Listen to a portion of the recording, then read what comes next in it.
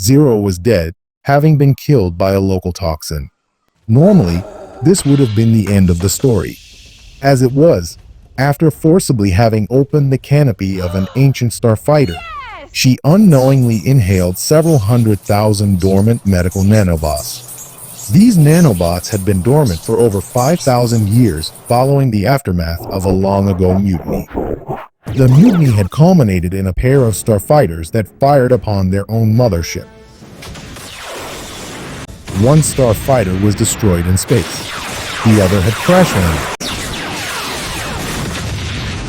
Per their programming, the nanobots left their host after he died in the crash.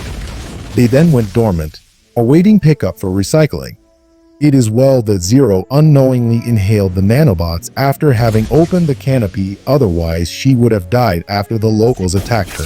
As it was, after she successfully escaped and evaded the hostile locals, she succumbed to the toxin.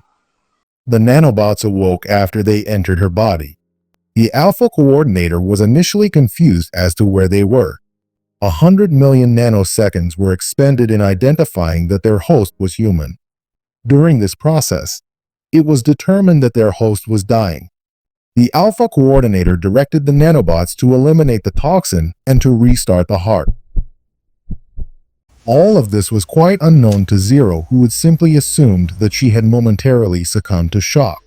Excited over her discovery, she followed an ancient walkway down into the valley below. The ship looked even more massive up close than it had from the above heights.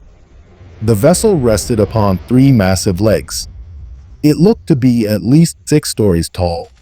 Before proceeding any further, she used her satellite phone to call her boss. I found Witso Voladora. It looks to be abandoned but intact. Proceed with caution. I've already dispatched a team to your location. Copy that. Zero ascended the stairs with enthusiasm. At the top of the stairs, she found a mummified alien corpse. The creature looked to be humanoid with what had once been bulbous eyes that were now shrunken into their sockets. What amazed the agent more than anything else was that part of the ship still had lighting.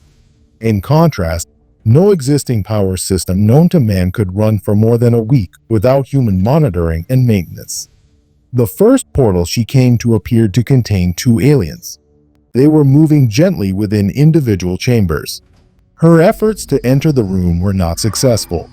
She did not know whether the creatures were alive or in some sort of suspended animation. As she continued to explore, she found that each portal was sealed. Some appeared to have power, while others did not. Some appeared as though their users had only momentarily stepped away, while others were clearly derelict. Each room was fascinating, and the agent increasingly felt as though she was a child in a candy store with glistening sweets that were out of reach behind a glass display case. Around a corner she found what appeared to be an elevator. Assuming that form follows function, she stepped within the chamber. She was thrilled when the doors closed, but was then unable to get the elevator to work. When she touched a glowing hexagonal device, she felt it shift under her hands. After tugging it loose, the device began to pulse with a white light that grew more and more bright.